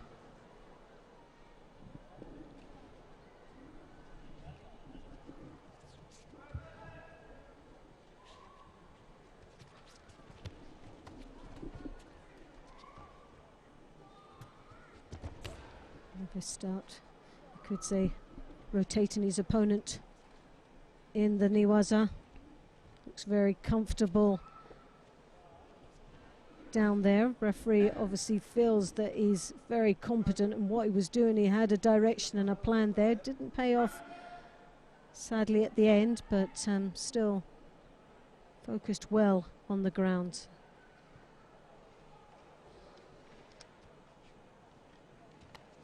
Ekwidze, silver medalist in the Grand Prix in Tbilisi, along with a bronze medal in Agadir this year.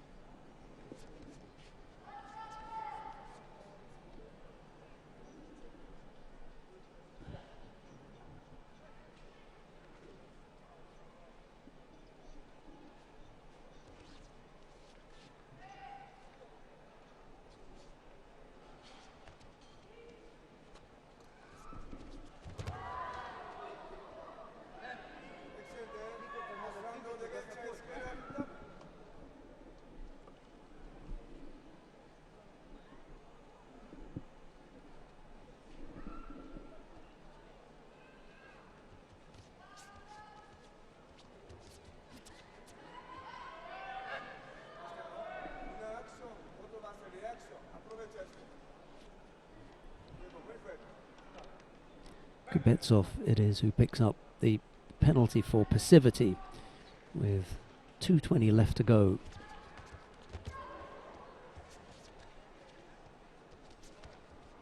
You can see the Portuguese drawing his opponent's head down, trying to get a reaction. What he's looking for is Kubetsov to bring the head up so he can come through with either the Hohhot or Uchimata combination there. Kubetsov didn't react, and he paid the penalty with that.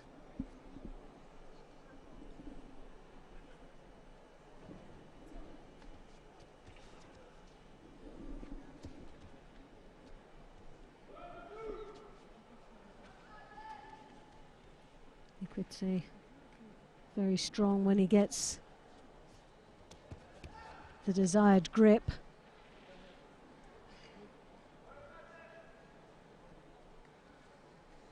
Kubetsov there, as you can see, the left hand on the right collar, now controlling his opponent's left sleeve quite nicely there. Just needs to do something with it though, otherwise it's just a defensive action that he's put in place. Just controlling, but really needs to follow it through now to make it more convincing.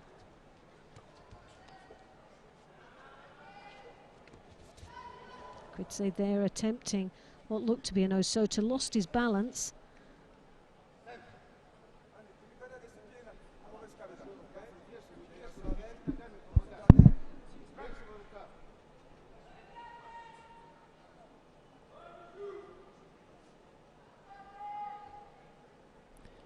Last minute then, everything finally balanced. Kubetsov, I think, has got the better condition. Ekwidze is already, hands on hips, looks as though he's breathing pretty heavily. Kubetsov could step things up from here. Yeah, see, he's starting to breathe a little bit heavy, but when he grips, he looks very, very strong and powerful in the arms. He's now got that lapel. He's looking to draw the arm over the top there. Kubetsov senses a little bit of danger there as he tries to block that hand from coming over, as well as trying to attempt to look as if he's going to attack, but there you have that sort of sneaky little drop there, but didn't get in deep enough to make it effective enough. But I think that was really for the referee's benefit, because a couple of times he's gripped up and done very little other than defend. Ekwidze picked up a second penalty now with 10 seconds left to go.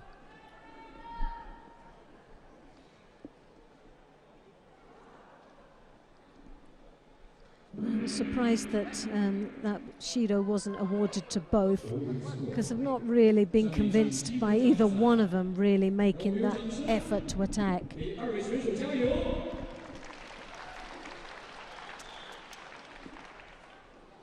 Well, we're underway with the golden score period now. The first one to score will win. Ekwidze, however, having picked up 2 penalties already, a third one would end the contest. Oh, he looks to be in a lot of trouble now. Egutitse did say he's there now working away. He's got that leg, but that was the only thing. If he had a little bit more time, we might have seen something else happening there. Kubetsov had a great opportunity there, didn't capitalize on it, sadly.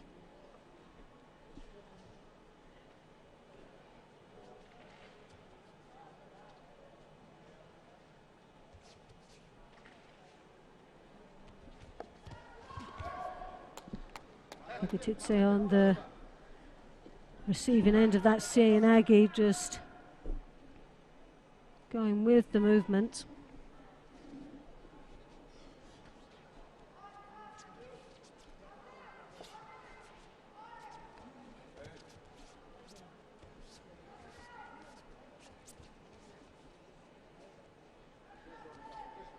Well, Kubetsov looking a little bit more lively at the in the golden score, a little bit lighter on his feet. Oh, a nice combination there. The Ouchigari, I'm sure he had that Kosota at the back there to finish it and score in a Wazari. And he shakes his head as if to say that was hard work. That was a hard medal to win. But a lovely combination of techniques there from the Ouchigari. And then coming through, changing foot, coming through for the Kosota.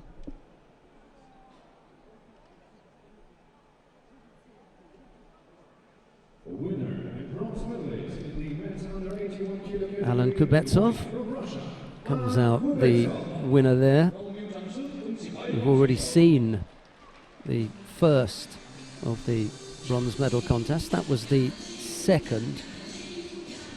It was Lee Sang-soo of the Republic of Korea to win the first. So Lee and Kubetsov are the bronze medalists. Let's have a look at a couple of the highlights, and then we'll be back with the final. Looks nice from this angle, as you can see. Nice combination. Left leg hooks in with the Ouchigari, right leg sweeps for the Kosota. Beautifully executed and nicely controlled.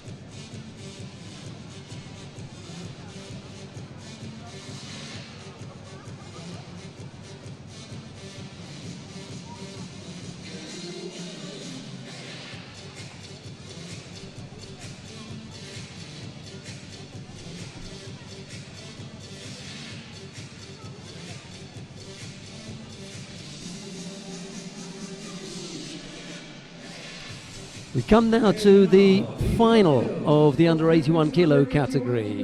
Hassan Khalmuzaev of Russia faces Sasaki Takeshi of Japan.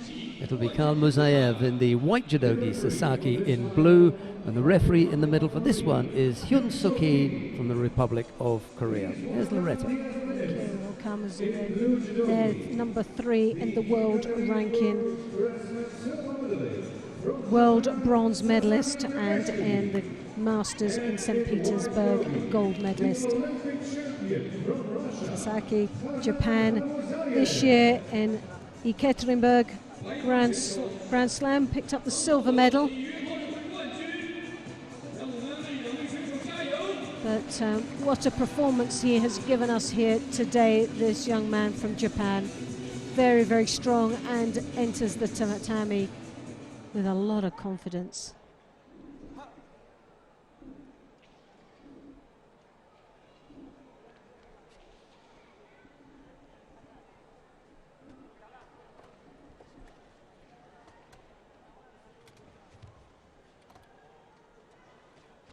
Khalmuzaev there, as you can see, with the high collar, left hand there, controlling quite nicely. Hooks him with the Uchimata. Oh! Goodness me, well anticipated from Sasaki.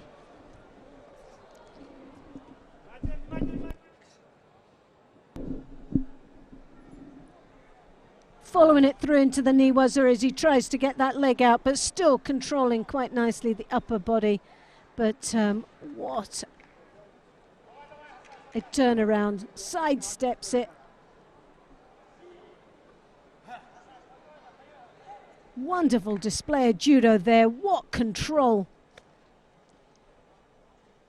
Great aerial awareness.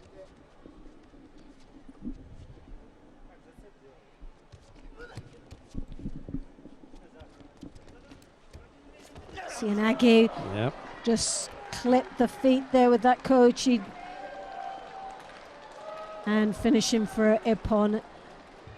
A display of judo that we have seen throughout the day, so it's no major surprise of what this young man was capable of doing. You're absolutely right. He is, first of all, he's a young man. He's Yes. only 20 or 21, I think. He just absolutely took everybody apart today. He really destroyed did, everyone. including the Olympic champion. Yeah.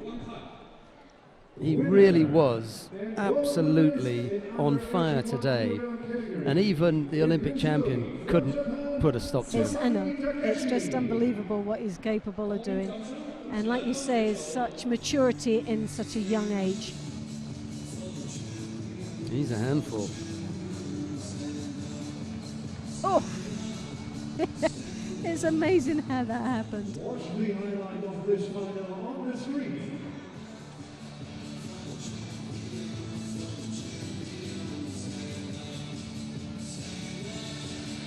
Uchimata, just look at the upper body control, following it through, doesn't be phased, and he was ready just to pounce in the Niwaza from there. How on earth can you do judo like that against an Olympic champion? Well, He moved from almost being thrown. He was almost with there. Uchimata. There it was. He was up. At that point, you thought he was going, and then he turns it, comes up with his own score, and then after that, it's an amazing Yeah. effort there because both feet Yeah. were actually off the ground. Brilliant finish to what's been a very good day of judo.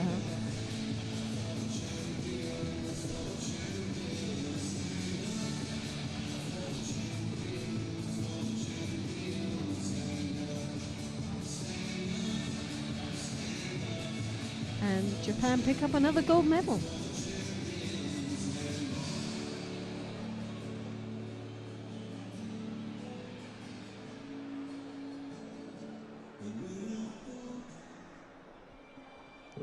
we've got the awarding ceremony for the women in the under 70 kilo category coming up now. And the first of the bronze medal goes to Gemma Howell of Great Britain. Gemma Howell, and from Japan, Hanai Shizuru. Second of the bronze medals goes to Arai Chizuru of Japan. Silver medalist from Canada. The silver medal goes to Kelida Zupancic of Canada. And winner of the gold The gold medal goes to Sanne van Dijk of the Netherlands.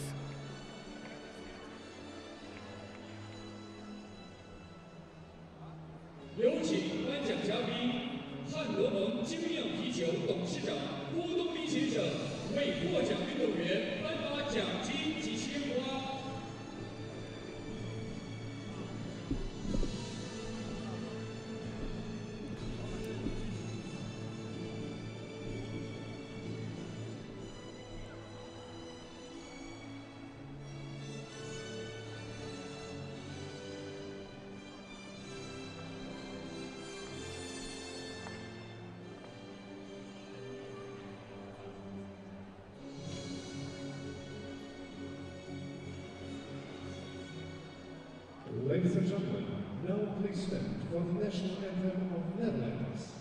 请全体观众起立。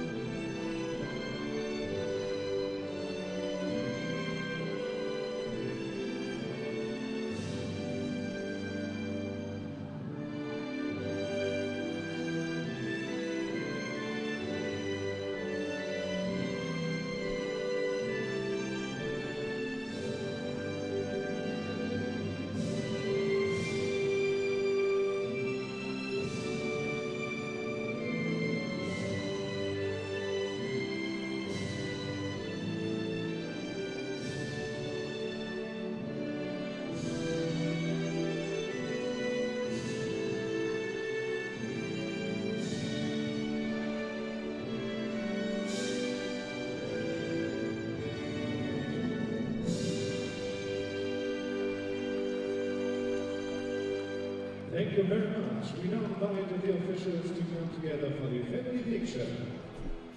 请就座。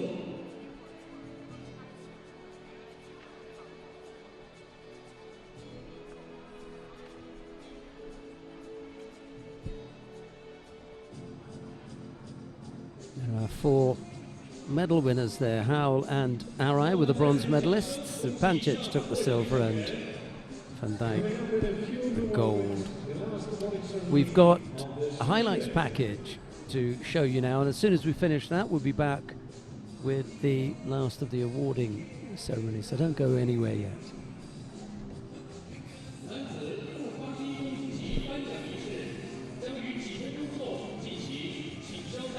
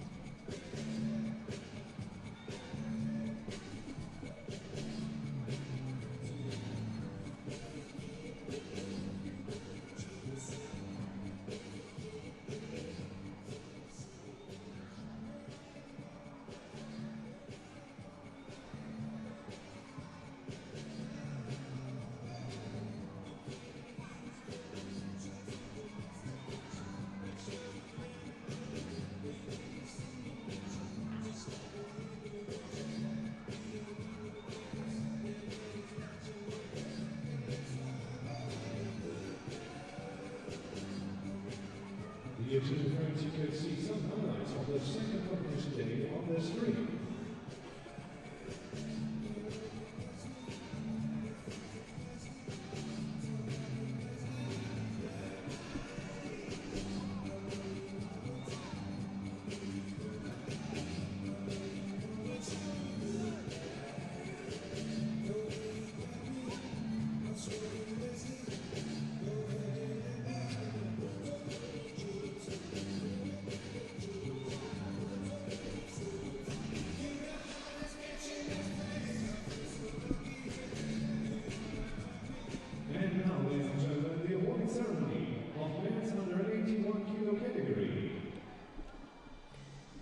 come now to the awarding ceremony for the men in the under 81 kilo category.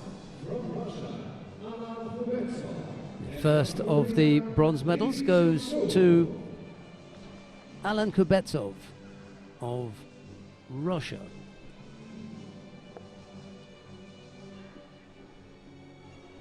There was a bronze medal too for Lee Sung-soo of the Republic of Korea. Silver medal goes to Hassan Kalmuzaev of Russia. But the gold medal goes to Sasaki Takeshi of Japan.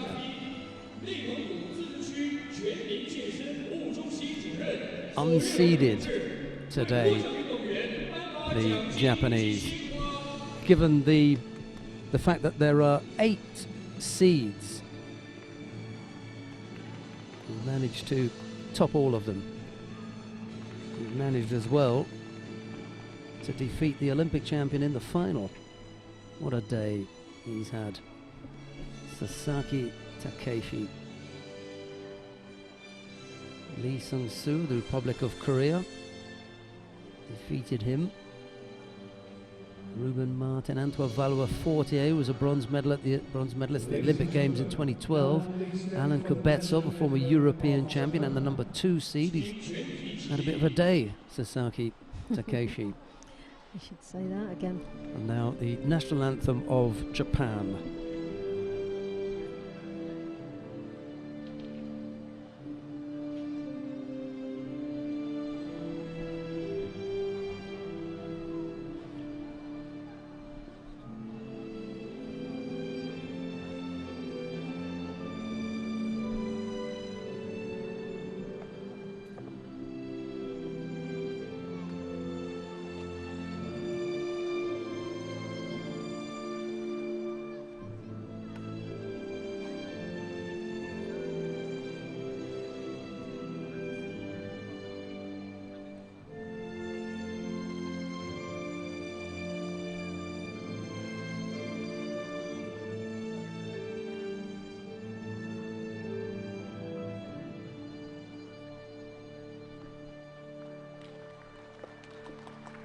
Thank you very much. Well, with that gold medal, Japan increase their tally at the top of the table to 5 gold medals.